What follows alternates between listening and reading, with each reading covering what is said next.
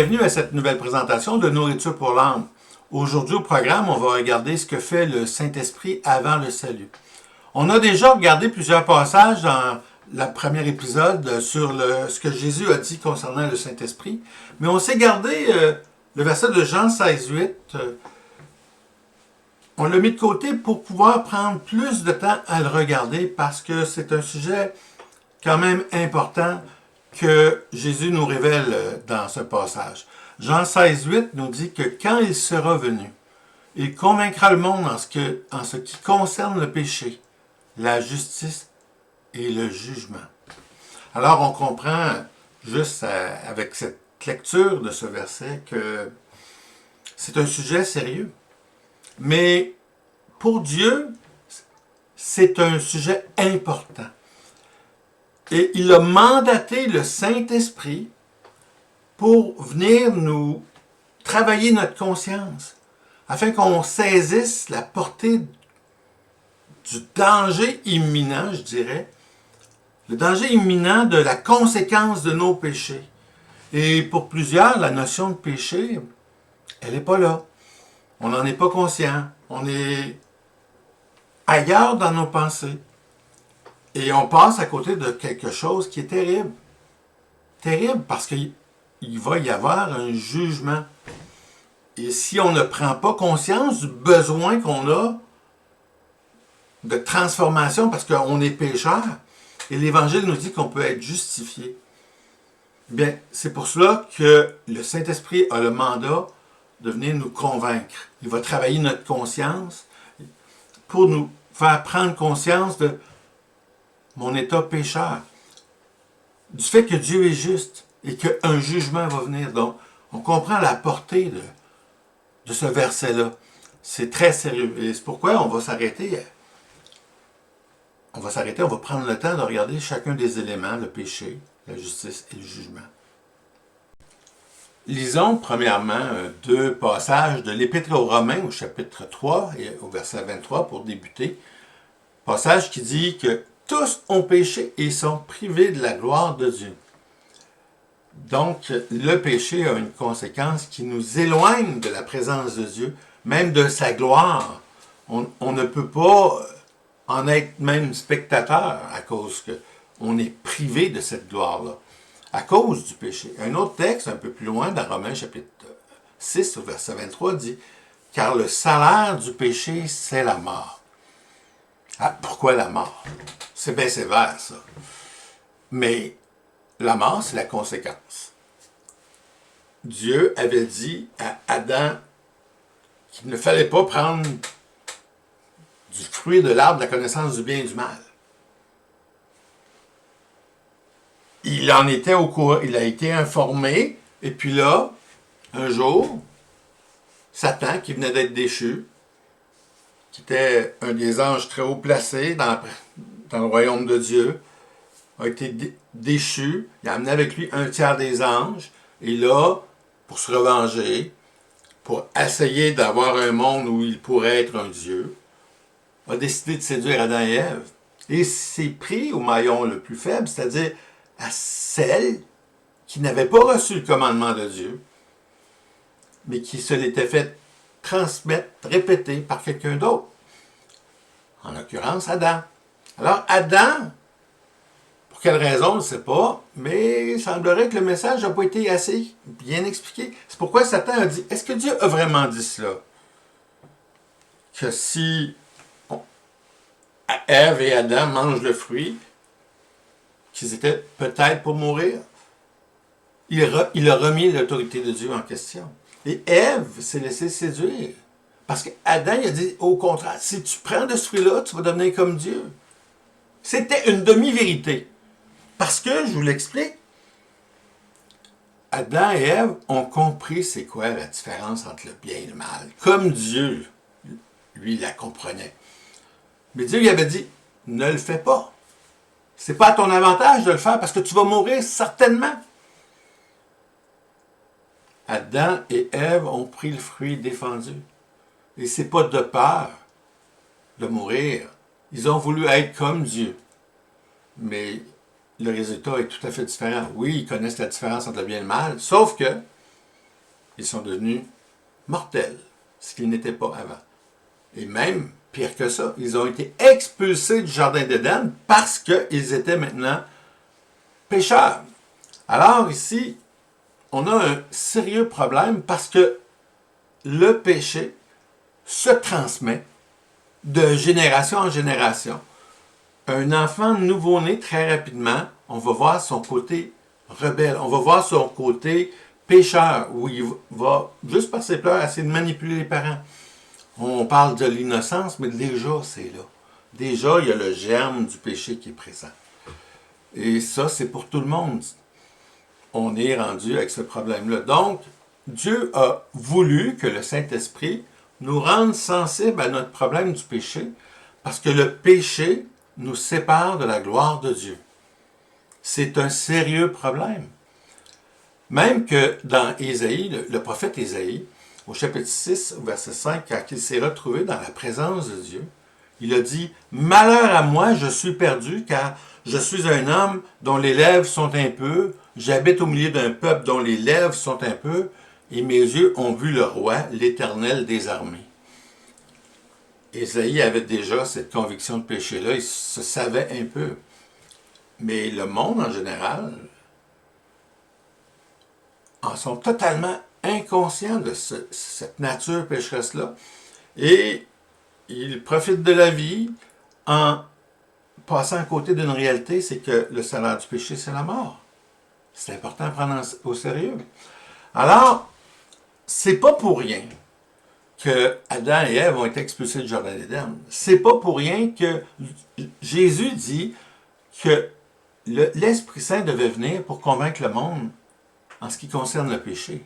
Parce que, autre chose à cela, c'est que ce qui suit, c'est pas banal.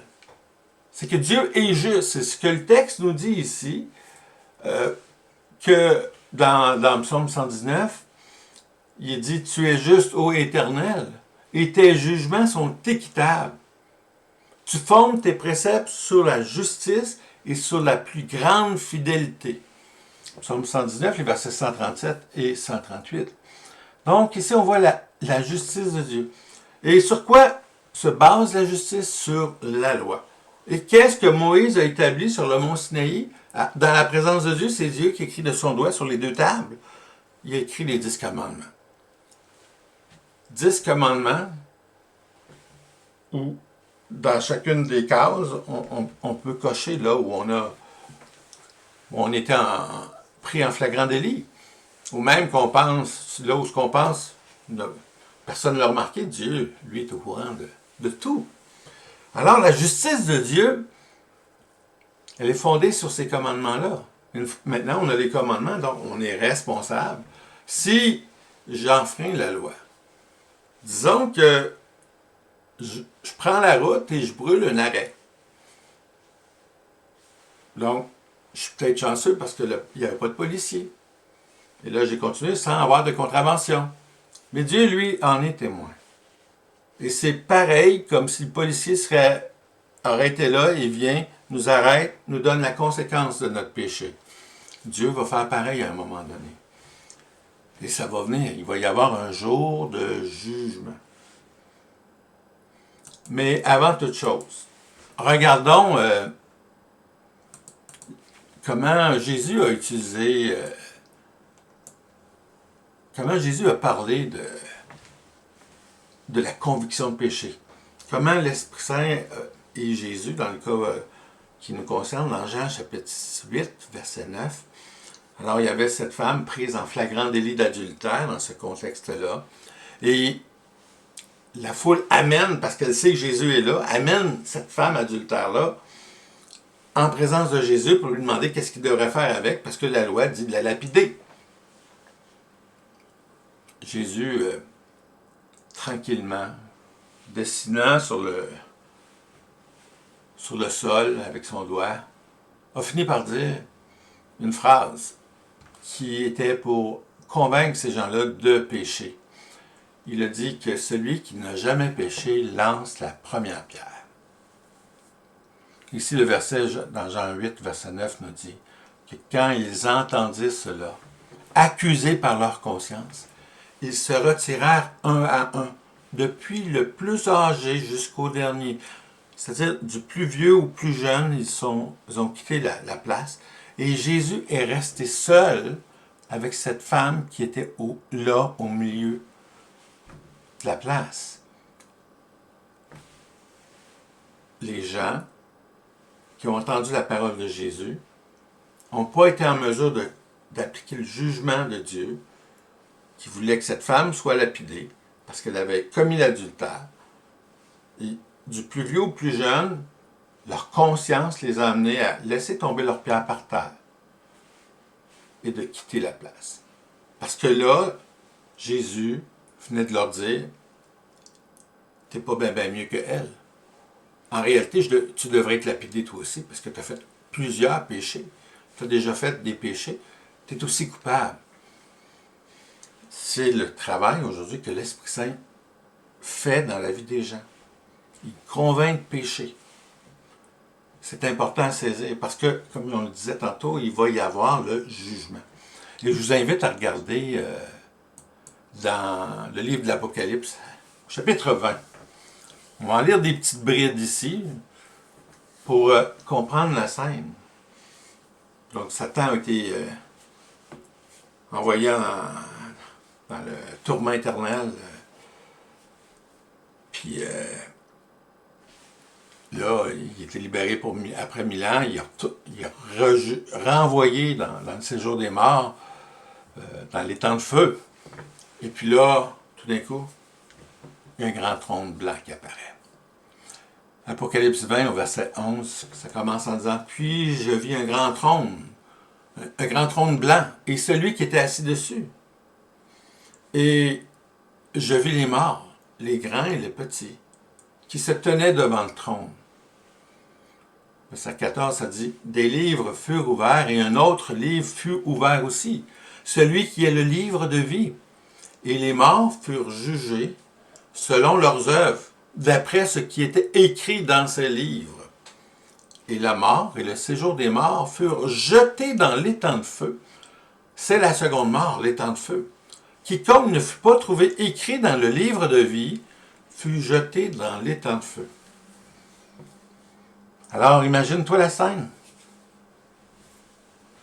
T'es là. Puis, on apporte des livres. Puis là, on dit, ça c'est l'histoire de ta vie. Tous les détails sont inscrits. Et là, on commence. Ah, tu viens au monde, c'est cute. C'est beau. Mais oups, on commence à décrire les périodes de ta vie où tu as été grandement influencé par le péché. Puis les petits péchés que tu ne pensais pas si graves sont quand même là. Puis à chaque fois qu'on en cite un nouveau, tu te sens caler dans ta chaise. Hein? Tu as honte. La tête te baisse. Tu regardes à terre, tu te dis, ça se peut pas. Ils vont pas te dire ça. Mais oui, c'est écrit dans le grand livre. Tout a été enregistré.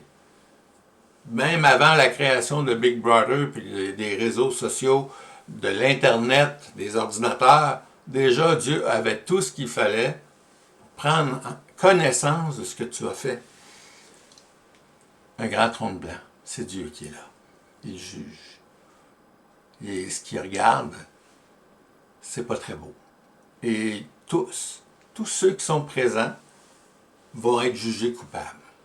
Et vont être eux aussi envoyés dans l'étang de feu, là où il y a Satan pour l'éternité. C'est grave, c'est sérieux. Les gens sont ignorants, ils ne sont pas conscients de ce qui les attend, parce que la Bible le dit. Jésus a parlé de l'enfer à plusieurs reprises. Dans Matthieu, à plusieurs reprises, il dit qu'il va y avoir un lieu où il va y avoir des pleurs, des grincements de dents pour l'éternité. Luc le répète aussi. C'est sérieux. Dieu mandate le Saint-Esprit pour convaincre les gens de péché, de justice et de jugement. Pourquoi? Pour nous faire filer coupables? Non. Au contraire.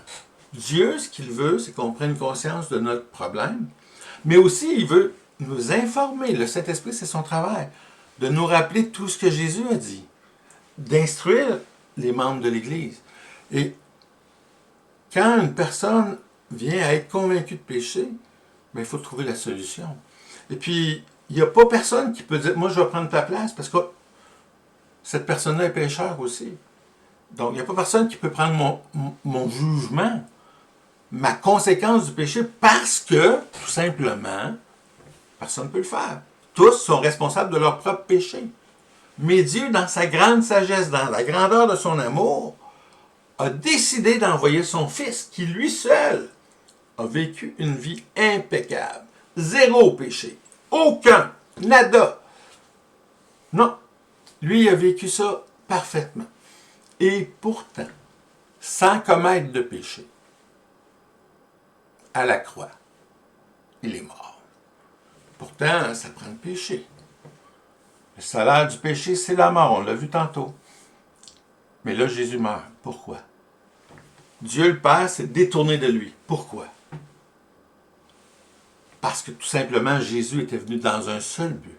C'était de prendre notre place à la croix. Afin que quiconque croit en lui, bien, qu'il puisse avoir la vie éternelle. Parce que Jésus a vécu une vie parfaite, mais il a pris le péché de tous ceux qui vont croire en lui. Péché passé, péché futur, non accompli encore. Il a payé le prix pour tous tes péchés et il nous offre la possibilité d'être rendu juste, justifié. Sa justice nous est imputée. C'est un terme légal qui dit que c'est mis sur notre compte. C'est le plan de Dieu, c'est pour cela que l'Esprit Saint a le mandat de convaincre les gens en ce qui concerne le péché, la justice et le jugement. Parce que Dieu est fidèle et sans Christ dans ta vie, tu es dédié, destiné à passer le reste de l'éternité dans les temps de feu. Là où tu ne veux surtout pas être. Là où il va y avoir des pleurs et des grincements de dents. Alors, mon ami, si tu n'as pas rencontré Jésus, si tu n'as pas fait sa connaissance, bien, tu peux te tourner vers les Écritures. Les évangiles, surtout, particulièrement l'évangile de Jean, qui nous explique bien les choses. Et il faut que tu places ta foi en Jésus, parce que c'est par le moyen de la foi que tu vas être sauvé de cette perdition-là, et que tu vas bénéficier d'une nouvelle relation avec Dieu. Tu vas devenir une nouvelle créature. Parce que le Saint-Esprit va descendre sur toi, il va venir faire en sorte que tu naies de nouveau, que tu sois baptisé du Saint-Esprit, et que là, ta façon de vivre va systématiquement, étape par étape quand même, mais déjà, tu vas voir, tes pensées vont être renouvelées, tu vas penser autrement. L'Esprit Saint va te guider dans la lecture des Écritures, parce qu'il faut que tu apprennes à connaître Dieu, tu as besoin de lire la Bible, et il faut aussi que tu apprennes à parler avec Dieu, à prier et lui faire connaître tes interrogations, tes besoins, tes inquiétudes, pour que lui puisse te guider. C'est le Saint-Esprit qui va faire en sorte qu'il va t'accompagner. Il faut absolument naître de nouveau. Il faut ce baptême de l'Esprit Saint. C'est pas une chose différente, la nouvelle naissance et le baptême du Saint-Esprit, c'est le même événement. Alors, mon ami, c'est ça la solution. Mets ta foi en Jésus. Cherche la présence de vrais chrétiens qui lisent la Bible et qui vont te dire les vraies choses telles qu'elles sont écrites dans les Écritures. Tu ne sais pas vers qui te tourner? Bien, il y a des ressources autour. Tu peux même nous contacter sur toisousmoi.ca pour qu'on puisse te proposer des choses si on connaît le milieu dans lequel tu es, bien entendu, parce qu'on n'est pas en Europe, on n'est pas en Asie, et on n'est pas en Afrique, c'est en Amérique, au Canada. Donc, mon ami, fais la paix avec Dieu. Mets ta foi en Christ pour obtenir le pardon de tes péchés, mais surtout, parce que Jésus l'a dit, dans sa prière sacerdotale, il a donné la définition de la vie éternelle. Il a dit dans sa prière que la vie éternelle, c'est de te connaître toi, le seul vrai Dieu. Connaître Dieu, c'est une relation personnelle. C'est pas une religion, c'est une relation. Une grosse différence. Alors, n'attends pas à plus tard si c'est ton cas. Et si tu es déjà né de nouveau, si tu as déjà reçu l'Esprit Saint, mais partage cette bonne nouvelle. Parce que ceux qui t'entourent en ont autant besoin que toi. Alors, pour conclure, je te dis à la prochaine. On se revoit bientôt. Que Dieu te bénisse.